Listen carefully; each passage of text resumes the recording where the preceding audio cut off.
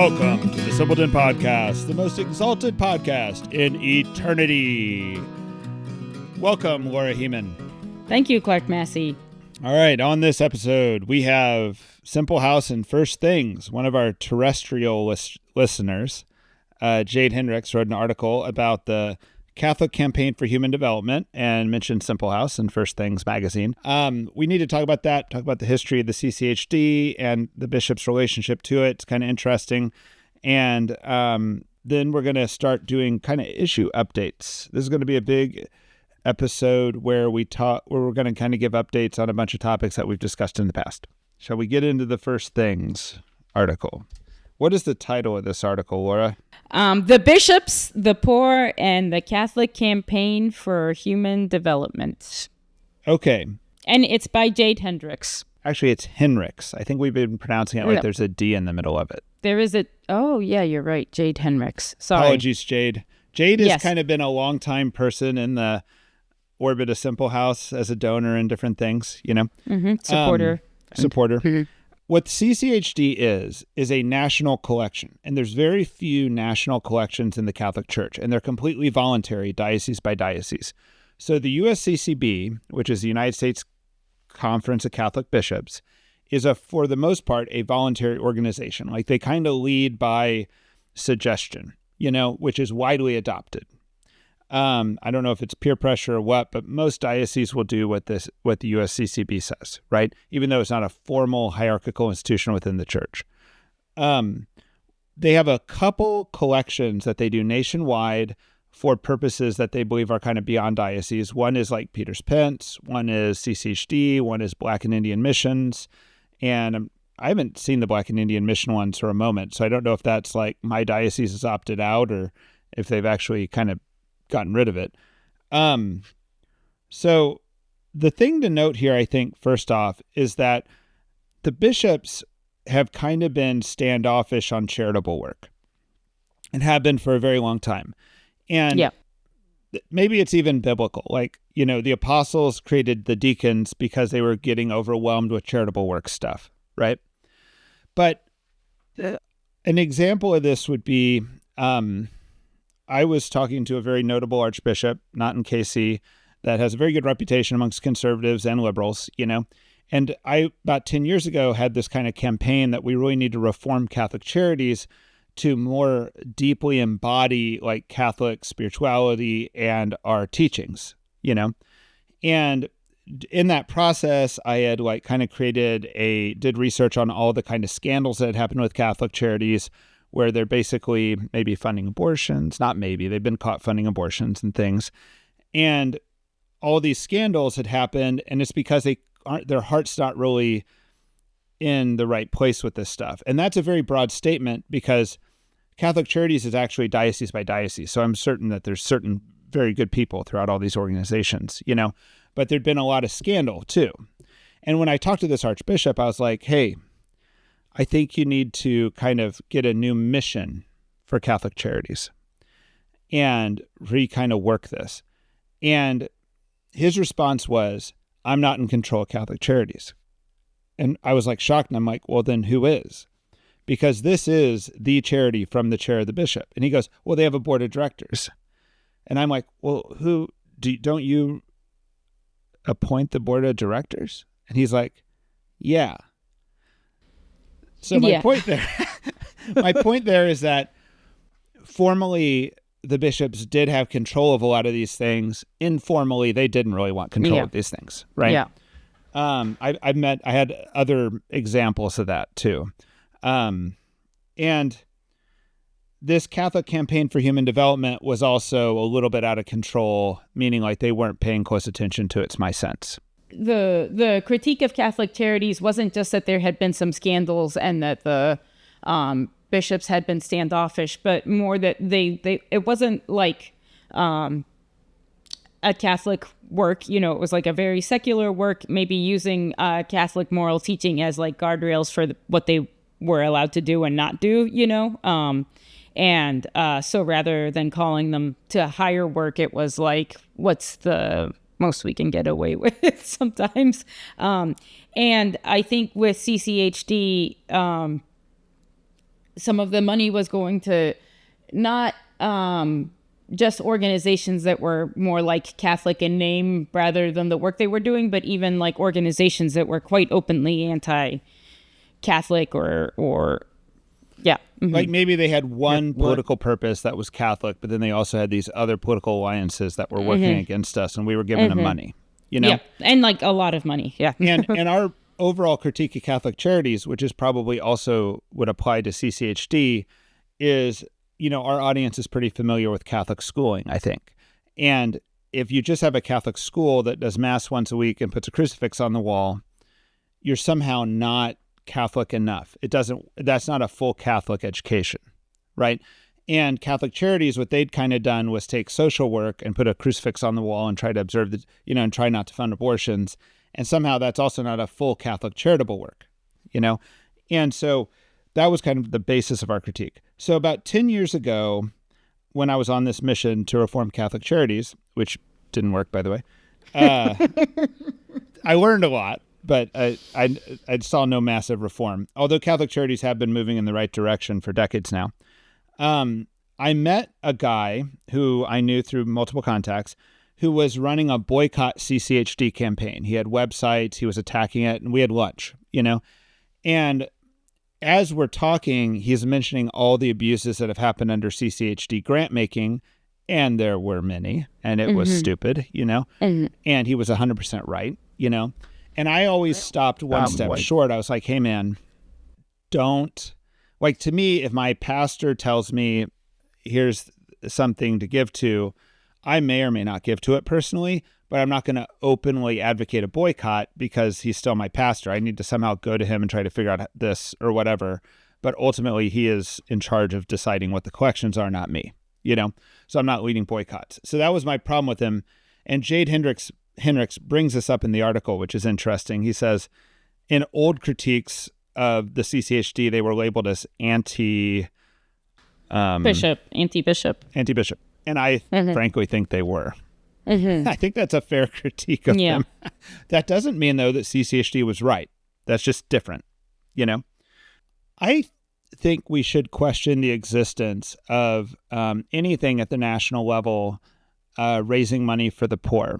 And my reason there is that kind of assumes that either one, at the national level, at the USCCB, we'd be really good at distributing that money better than the locals, which I think's not true subsidiarity-wise.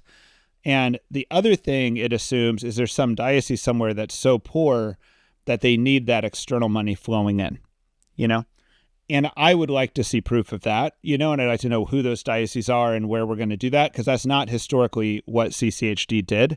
It would have done some of that, but I don't know that we need anything at the national level here. And I have kind of two ideas related to this. Go ahead. Well, there's been, another avenue we have some mission dioceses in our country, like in Appalachia and I don't know where else. And the avenue I think that they have used for asking for money is the mission co-op, the mission appeal. I think they would have also, the way the CCHD usually worked, as far as I can tell. They were giving more organizations, not diocese. They weren't giving diocese money. Right. So organizations within the diocese apply for a CCHD grant. That's the way that works. Was it only organizations within the diocese or any organization that helped the poor? Anyone can apply. Right. It doesn't have to be a Catholic organization necessarily. Right. Yeah. Right. You'd hope once again, why at a federal level or why at the USCCB level do they have the insight in what the best local organization in a Navajo reservation is? I have no idea. Yeah. You know what I mean? So two thoughts on this. One is I've heard that one of the movers and shakers of this is the KCK bishop, and he's an archbishop, Bishop Naumann. He's the Archbishop of Kansas. And Kansas City, like D.C., has this weird issue that we have state lines running through our city, So D.C. has this issue with Northern Virginia and Maryland, and Kansas City has about nearly half our population in Kansas and a little bit more than half in Missouri, and the Kansas side tends to be wealthier than the Missouri side. More poverty is on the Missouri side, right? To the point that Kansas even exports poverty to Missouri because they just don't offer services. So if you become poor, your life falls apart in, Johnson County, Kansas. You actually leave there and go to Jackson County, Missouri, where the services are. So I once had this chance at this dinner. I abused this. This is the young. This was in my mind, even this was an experiment while I was doing it. I confronted Archbishop Naumann about, as a metro area, why is he not sending money from Kansas to the Missouri side? Right? I'm sorry. Is it two different dioceses? Yes, we have our own bishop on Missouri two different side. Dioceses. Yeah, and so we're divided by a state line, and the Catholic Church decided to also use that state line to make dioceses. So I was like, why basically aren't you sending money to my bishop to help the poor, because you don't have as much poor?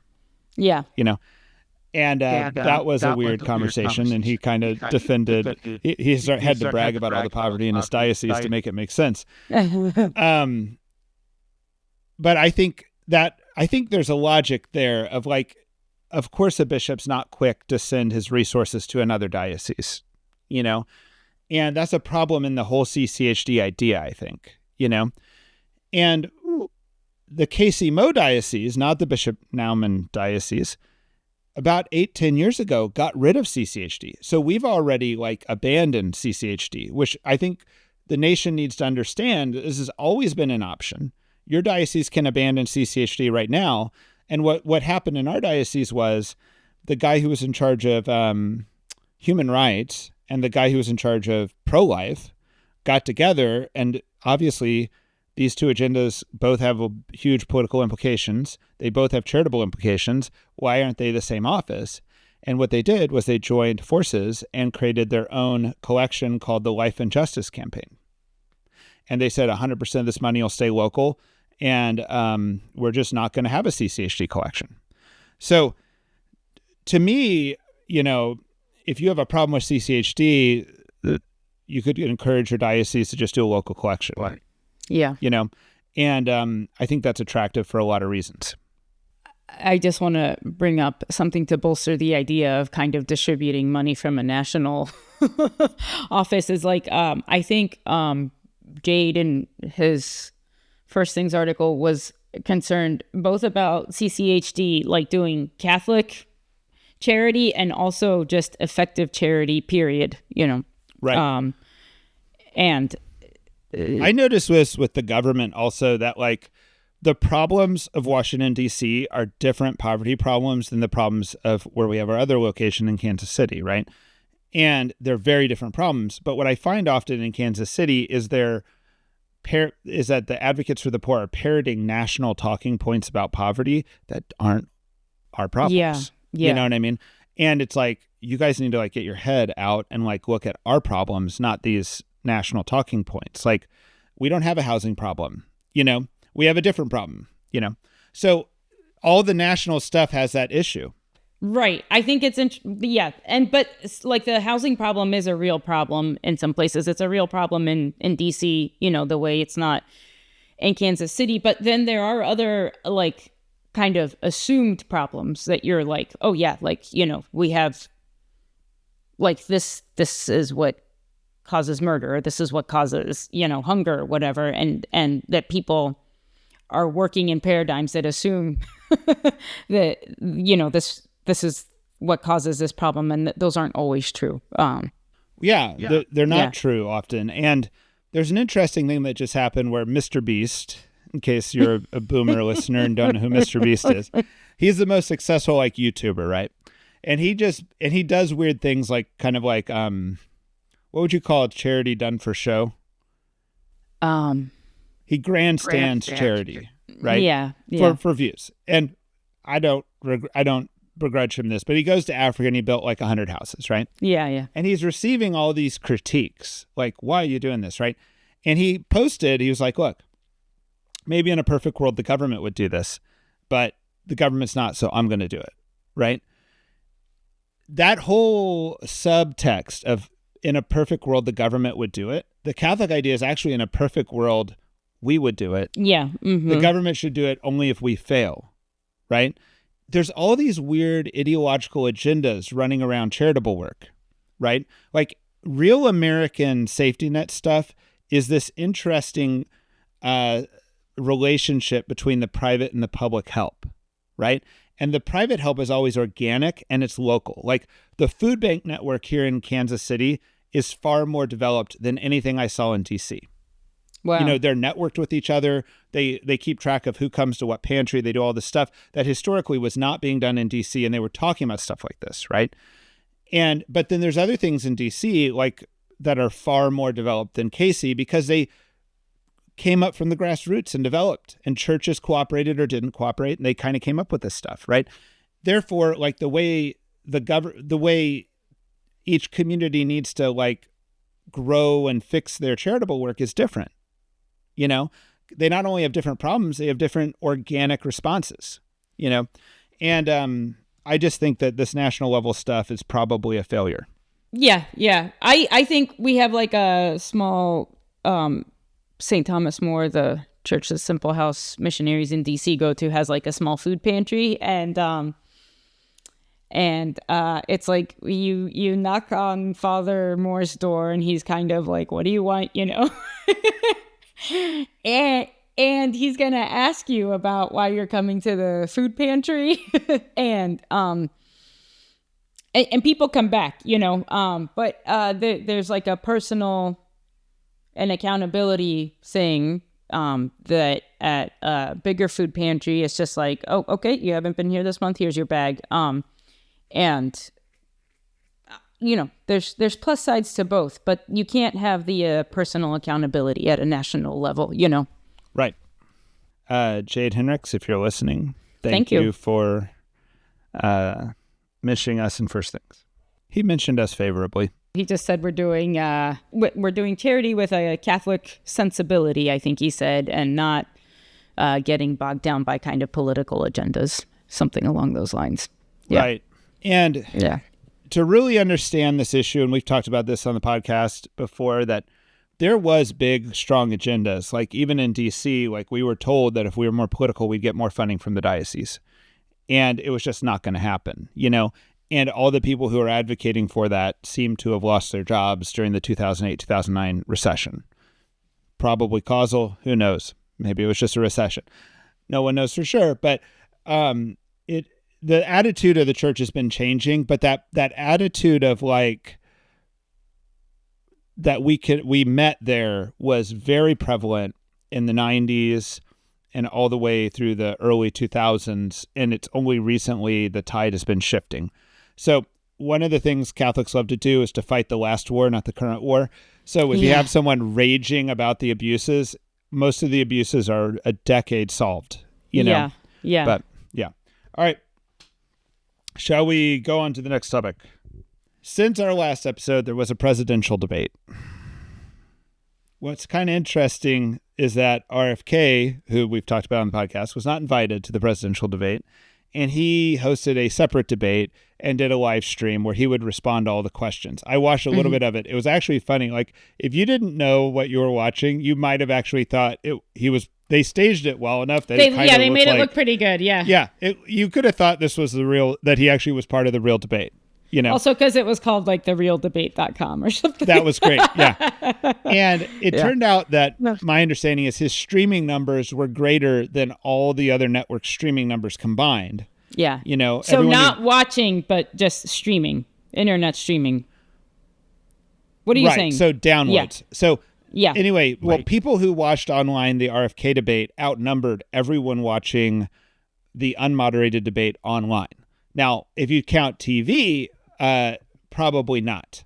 But it was but to me, that's pretty significant. Like, and I think the number was well over 6 million. So if you think there's 300 million people in the US, 6 million households somehow watching the RFK debate is a lot.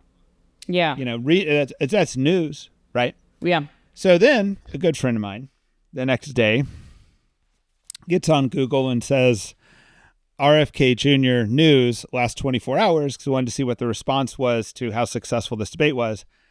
And there was nothing. Not even an article saying it was stupid. There was just nothing. It was silence, right? And that's weird. That's not natural, right? this kind of gets combined with a couple other ideas. One is the release of the Twitter files, which we've never really talked about, but is this idea that it came out that after Elon Musk bought Twitter and then allowed reporters to go through the old emails, it uncovered that essentially there was a direct pipeline from intelligence agencies, FBI in particular, basically saying which accounts to shadow ban. Don't allow these accounts to spread and go viral. And they would publish this list of accounts to suppress the message from, right? Yeah. All under the guise of correcting disinformation. Yes. And disinformation does not mean untrue information. It's like inconveniently true information. Yeah. Information that doesn't point to the conclusion we want you to make. Yeah. Right? So I think we all saw that during the pandemic pretty hardcore, right? Before that, in like 2018, before the Twitter files came out, although it had been in operation for a while, in 2018, Google launched a project called Project Owl. And this is public. This is like in the New York Times. And the idea of Project Owl was we also need to combat disinformation. So what we're going to do is we're going to add to the search algorithm. This was news to me recently, by the way. I didn't know all this. We're going to add to the search algorithm authoritative source. So immediately when this happened, fringe groups started getting a lot less hits on their website, not just right-wingers, but like the Socialists of America claimed that their number of hits went way down after Google changed the algorithm towards authoritative source because they weren't considered an authoritative source. Yeah. Right? Yeah. And I thought naively that the reason why we couldn't get anything good on Google was because of SEO, that big sources had the money to pay search engine optimization so they'd all come to the front so many pages. But in reality, there was actually an effort by Google to change the algorithm. I think this was like a year or so ago. There was an uptick in people, instead of Googling a search term, they would Google a search term and then write Reddit after it, because you could get a discussion or an exploration of the subject that wasn't just like the Stanford Hospital, the Johns Hopkins Hospital, the Harvard Med School, whatever. That exact. I've found that for years now that like YouTube and Reddit are better searches than Google. If I want to know the down low on something, I'll go to YouTube and just search for a video on it because I get better results. Yeah. I was trying to find recently, just to illustrate this point, there was I just remembered reading this long blog post about strep throat, discussing using or not using antibiotics, and it was really interesting. And there was like a particular fact that I was trying to remember from this blog post, and it was like I could only get like hospital or like healthline.com or whatever things about strep throat telling me immediately go get an antibiotic. And I wasn't even looking for a really weird opinion about antibiotics, which I might hold, but yeah. And this isn't true of just like health and politics. Like, for example, I have an issue where we broke an iPhone, right? And a new iPhone. And it turns out, back in the olden days of the web, I realized this, but it's still true as far as I can tell because of Reddit. You can go get like a prepaid AT&T iPhone for like half the price of a new iPhone. It'll be like the base model. And you basically take your SIM card from your regular AT&T plan and throw it in there, and all of a sudden you've got a new iPhone. And instead of $400, it's $200, right? And you can't find that on Google anymore. Yeah, right. Because they're just going to send you to AT&T sites, and they don't want to talk about it. Yeah. Right? Mm-hmm. So, but in the olden days, you found that easily. Yeah. Yeah. There was also, like Stanford had like an internet research group or whatever. They were using that to help them monitor information, disinformation, misinformation, whatever. And so it's like just the bias or whatever professors were heading up this project was kind of determining a lot also. Right. And all of this in big picture is message control and information control. And you could talk about that with freedom of speech or whatever. But as Catholics, this is kind of crazy. We're allowing someone to control discourse artificially, right? And I think this brings into question this whole idea of secularism. I would say like the big picture critique I've heard of secularism, I haven't, that I hear in general is that like, well, if God's really at the center of the universe and everything's emanating from God, then how are you creating a space without God? Like, does that even factually make any sense? So what is secularism today and what is secularism like envisioned as originally is kind of a good question, because depending on your answer to that question is whether or not you think public education even works, And my sense is that our idea of what secularism is now is a non-religious space, which is making a claim about religion and God. Right. And I'm not sure that's what secularism always was. Right. And also, if you believe that man is innately religious and you rip the religion out of him, by the way, atheists have come to this conclusion, not just us Catholics, but like they like kind of saw the problem of atheism as weird because they kept trying to, in a sense, defeat God. But as soon as they succeed in defeating God, their people are adopting other even weirder ideologies to the point Yes. they're like backing off and being like, maybe we shouldn't go after Catholicism so much because we don't want everyone to just become woke as a religion or something, But my point is that I think originally secularism was more like, we know everyone's religious. We know you have deeply held religious views that you might even die for, right? And we need a place where there's like a truce, where we're going to talk about a commonly accepted group of facts and make decisions for our community amongst very religious people, essentially, And that's kind of like a different idea of secularism. It's kind of like those things that us of different religions hold mutually to be true. It's the lowest common denominator. If you reduce all our beliefs to what we both believe in common, this is it, right? And in that setting, it's not like an assault to bring like a religious idea about marriage. Should we hold this idea? or it's like that. You can kind of bring your idea to the table. Whereas it's also not against that idea to put God on the currency or to mention God as a founding father, because, we all believe in God. We just have a bunch of conflicting opinions about how to worship and stuff, right? Right. There's not like a weeding out of God that's happening. It's much more like how can we come to some base conclusion and have communication? Right. And I think it's like if versus a non-religious space, you're kind of making the claim that God is not important, that, there's something more important. And I think I feel like I see this. It's like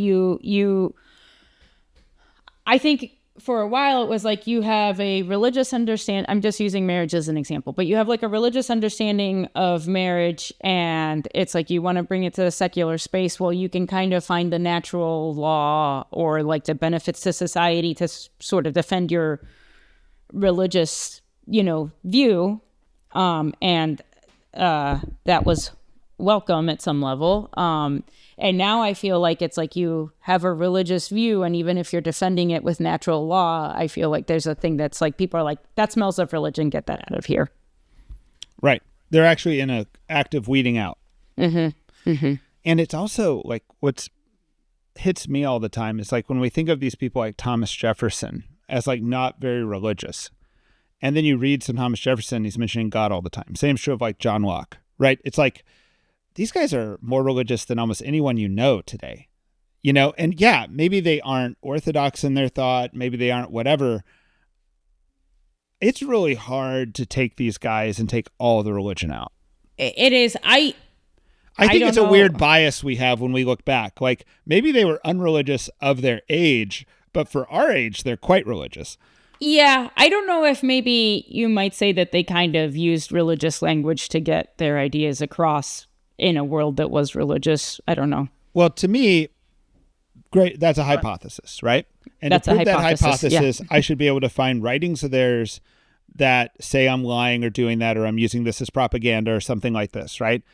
That's also saying that these were very inauthentic people, because they were willing to use God that they didn't believe in all the time to make points, but they just were being unauthentic all the time. I want right? a historian or a philosophy professor to comment on this.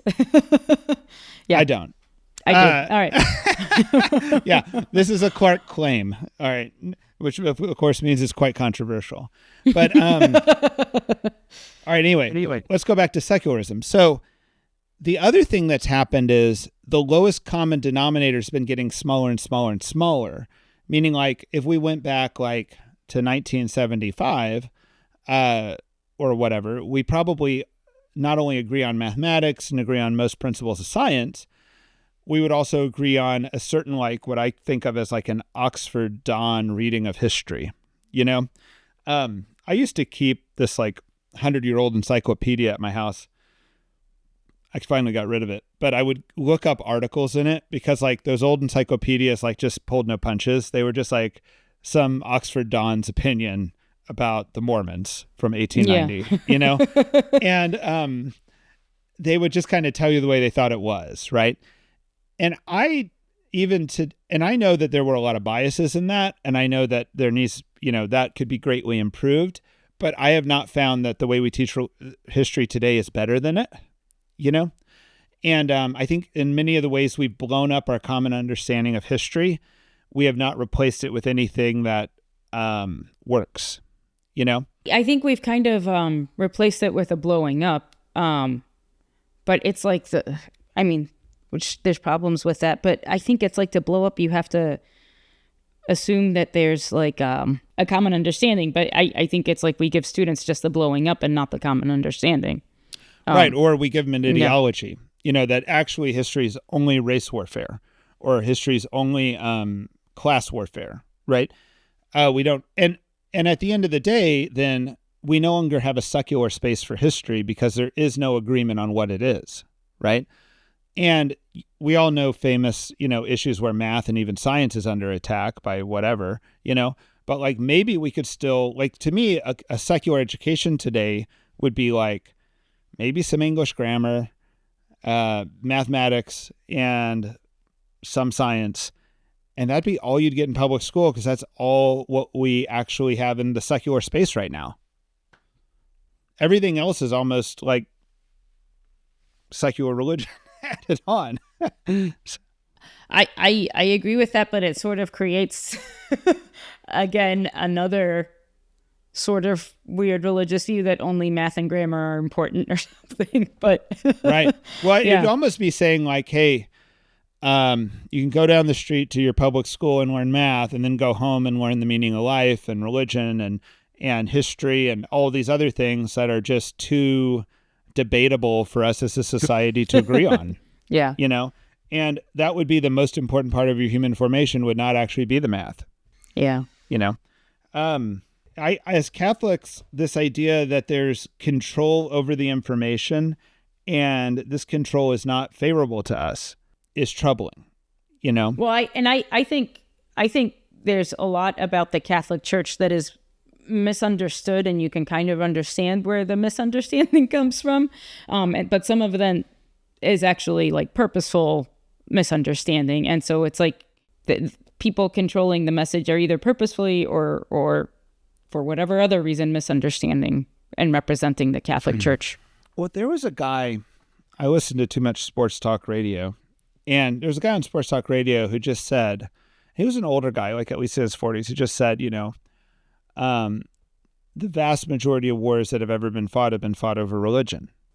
Right. And I'm like, whoa. Yeah. Is that, and he said that it, true? He didn't say it as like, this is my opinion. He said it as a truism that we would all agree with, and I see how in current, education that someone comes to that conclusion.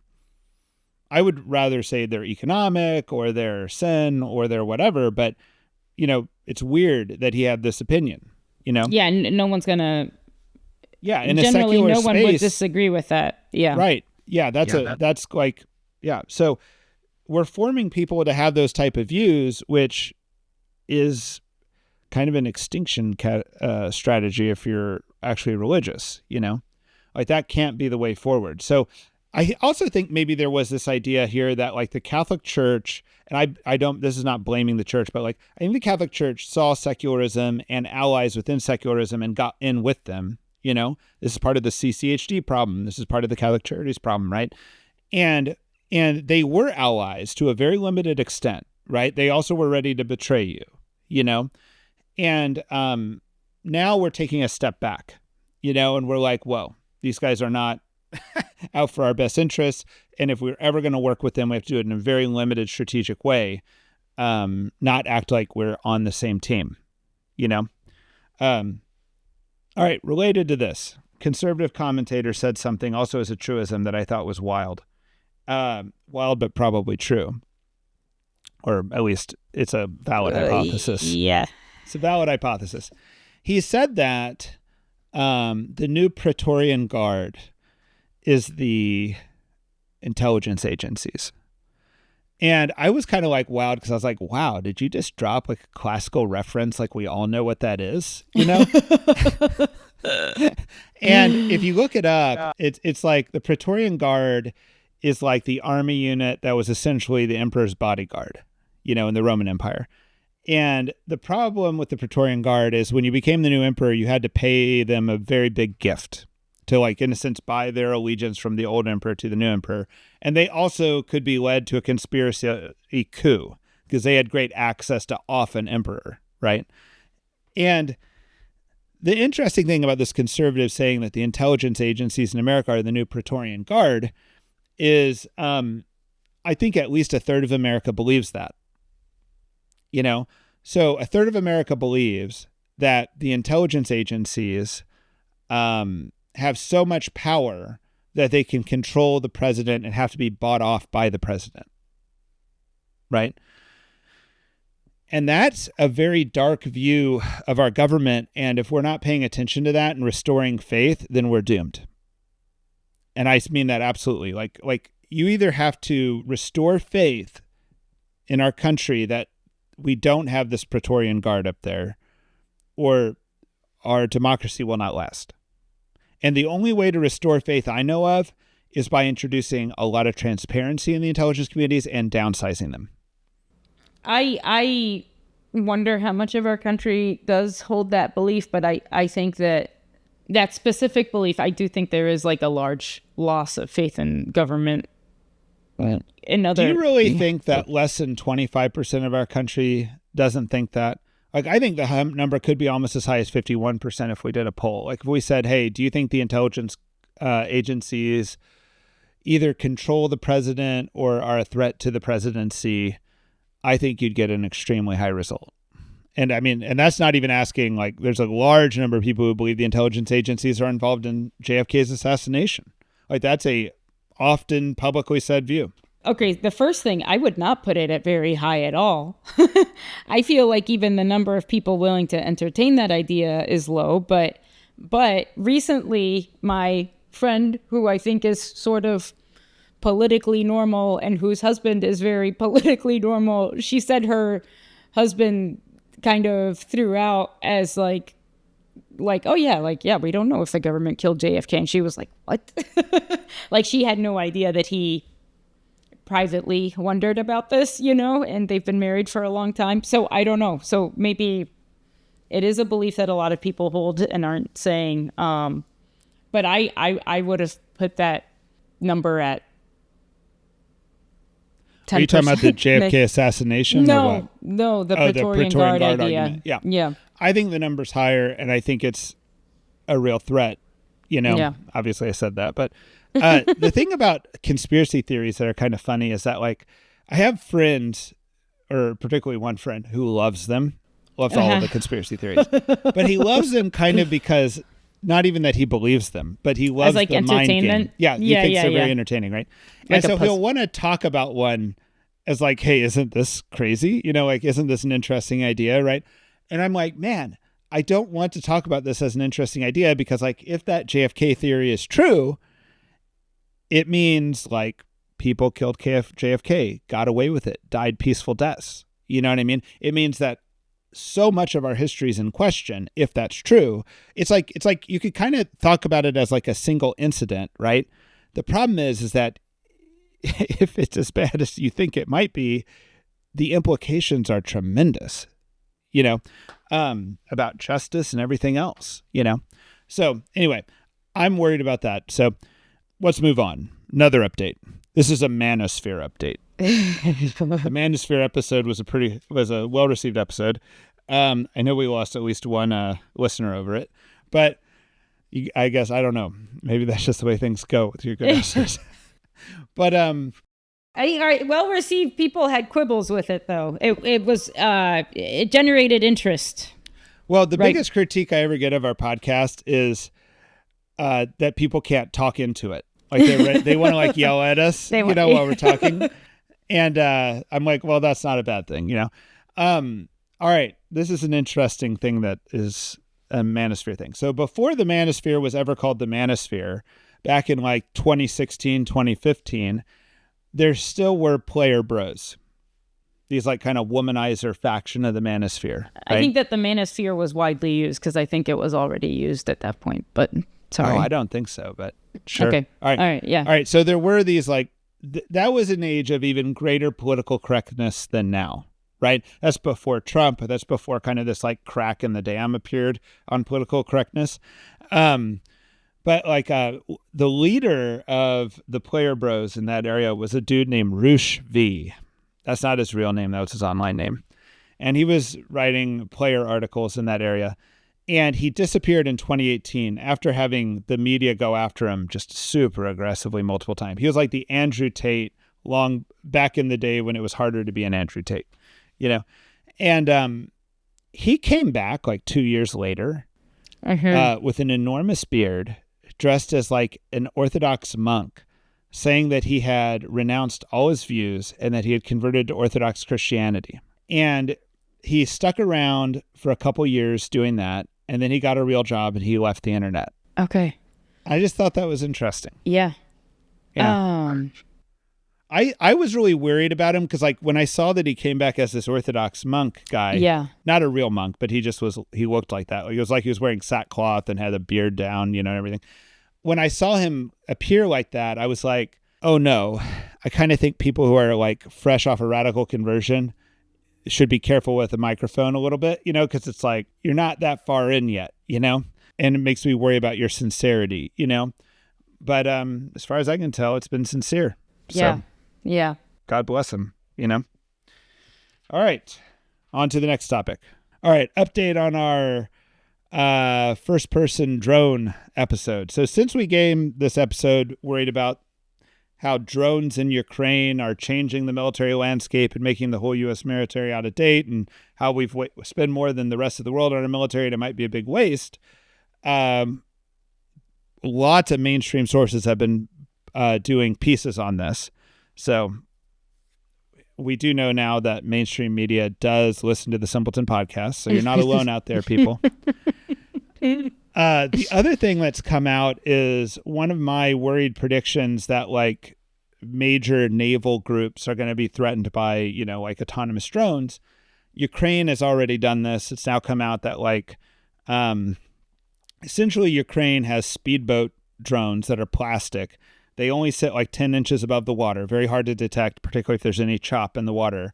And they're about 6 feet long, full of dynamite, and they're ramming Russian. They're basically torpedo speedboats, Wow. And they've kind of got the whole Russian Black Sea fleet completely in port and in operational at this point. And what they're doing is they're even doing complex things. It's not like a single little speedboat runs up and rams a Russian ship.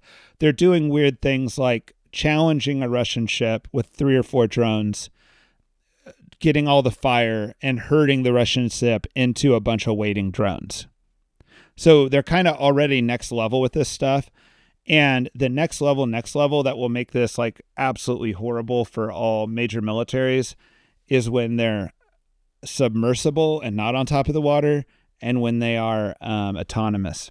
And that technology is already there for all that. It's just Ukraine hadn't figured out how to pull it off yet, so or hasn't even needed to. Like they're so money-wise. effective. Yeah, right. Yeah. They're so effective with what they're doing. Yeah, I mean, like the arguments I'm hearing now are that Ukraine could right now market their drone technology and every small country in the world would be buying it up like mad, except they just need all their drones, so they don't have any extras to sell. So David has a fully loaded slingshot at this point. Next update. All right, this update requires more discussion. Elon Musk gave a hour-and-a-half tour, which I and Laura's progeny have watched with great interest, about his new factory for the extra-large starship that's critical to his colonization of Mars. All right. It is, like, incredible. Like, it is so large, you just can't even believe how much money they've sunk into it. And I'm going to go to the two main weird things that come out of this. And essentially what they're doing is they're creating a rapidly reusable spacecraft, fully reusable. Like right now, the Falcon system, the thing that launches you up, the boosters are all reusable, but the thing on the top I don't think is. This will have the top, the Starship itself, come down and land, and the boosters come down and land. And the way they're going to land is they're going to be caught with arms on a tower. And that sounds a little bit, all it looks like is like a big steel structure with big like scaffolding out there to catch something. Yeah. And when you kind of see the way it's designed, it's not like it's really catching things like a baseball player catches a ball or like cradles it. It more looks like this Starship system is hanging itself on a clothesline. Like it just kind of goes over there and just kind of starts resting on these arms that kind of catch it, and then they can replace it. Which is very different from the crash and burn that we've been doing. All right. So old systems crash and burn. That's what the whole world does besides SpaceX. What SpaceX has been doing is landing on a sea platform and tugboating it back in, which means that they can basically do a rocket turnaround in 2 days. The Starship system will do a rocket turnaround in hours, not days. Okay? This is wild, right?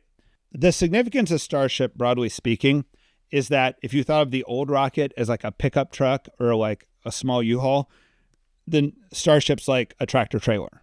You know, so it's like so much more capacity, and you could launch it every hour, and it's fully reusable, et cetera, right? The two ways it breaks frame is, one, the amount of money they're spending is almost unfathomable. Like it cannot be merely the donation game of billionaires, you know? And so then that points to that SpaceX is actually so profitable that they can just waste billions and not waste, but like they're basically crashing rockets for practice, you know? Yeah.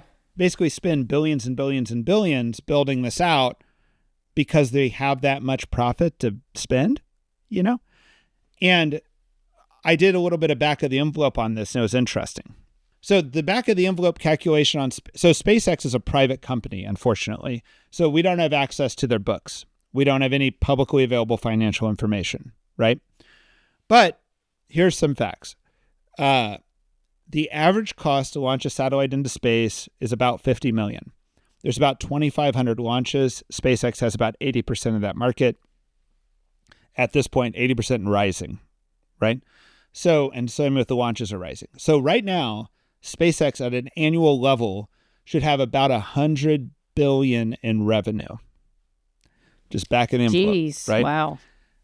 And how much does it cost SpaceX to do a $50 million launch with a reusable rocket? Well, it costs you the fuel, and then you have some other costs that kind of get depreciated, but you also have the labor and stuff. And if you compare this to like the space shuttle was reusable, but the space shuttle essentially had to be refurbished every time it flew. So the shortest space shuttle turnaround time is 50 days. Okay. SpaceX turnaround time is 2 days. It's as fast as a tug can roll into port, you know? Yeah. So that's very different, you know? Point being, it's going to cost you the fuel, and it's going to cost you some salaries, and it's going to cost you some depreciated investment, you know? But the fuel itself, we actually know how much the fuel for the largest SpaceX Falcon rocket is. It's the fuel cost is about $500,000, right? Wow. So if you throw a few more million on top, for a $50 million launch, the profit margin is incredible. It could be like 80% profit, So SpaceX is printing money, and that's not even to count Starlink, which I think is probably going to be more profitable every day, which is their internet space initiative, right? So we're at the point where SpaceX is printing money to the point they can just do this incredible Mars colony initiative, which I don't think is publicly understood, right? So that's one issue. And then the other weird issue this arises is how weird it is how open they are about this. Yeah. They're basically showing you something that any government would treat as top secret, and they're giving you a factory tour and trying to explain it in the simplest terms as possible what they're trying to do here, right? This is the type of thing that if this was happening in China, we would be on red alert times 10, or Russia or whatever. And I'm sure Russia and China are on red alert times 10. This is absolutely crazy. I'm sure every intelligence agency in the world is like, what the blank? And we don't even have to send spies to figure it out because they basically just giving a factory tour. Right. And they look like they have no security at the factory because they're sitting there with like United Rentals lifts sitting around. Yeah. They're just like, we just rent stuff from the local guy and, bring it in here. There's no reason why there's not a camera or listening devices or whatever on these things. So it's just crazy. And it's also crazy that he has to do this self-promotion because he's now launched multiple times the largest and heaviest flying object ever to be launched. And it's really not making the press. That should just be a headline story. It would be a headline story if another country had done it. Yeah, it would be a headline story, and we would be if we're competent at all, be rethinking our whole military and what we're going to do about national defense, So the Mars colony is making good progress. I don't know if you're rooting for that or not, but it's not a joke to these people. So, all right, I think that's the update I have. What do you got? Oh, I think we might have a guest interested in coming to talk about balance and the Force. The Force? The Force. A Jedi Knight? Yeah, a Jedi Knight. The Capuchins dress like Jedi Knights. He's not a Capuchin, but you're right, they do. What I've learned by just talking to friends who listen to the podcast is for some people, they're kind of Catholic nerds and they like Catholic content. And we're like the podcast they listen to that's the most engaged in current events. Mm-hmm. So it's like we're their news podcast. Yeah. How weird would your news outlook be if we were your primary news podcast? I don't know. I don't know either. It weirds me out. Maybe. Yeah. But yes. Father Jimmy was disappointed that we did not talk about the Force when we talked about balance in the spiritual life or just balance in life. And he would like to come. I remember I was a poorly formed spiritual kid. And when I was watching the first Star Wars movie, the Force hit me pretty hard as a real religion. Yeah. So, and then I was actually thought that was anyway, I'll save this if Father Jimmy comes on. Okay. Yeah. I was very disappointed in the prequels because they kind of made they felt the need to demystify the Force and it kind of lamed it out. So anyway, all right. Yeah. Great. Okay. Well, okay. Thank you, Clark. See you soon. We might take a little break in July because our editors are taking a break. Yes. Talk to you later, Laura. All right. Bye, Clark.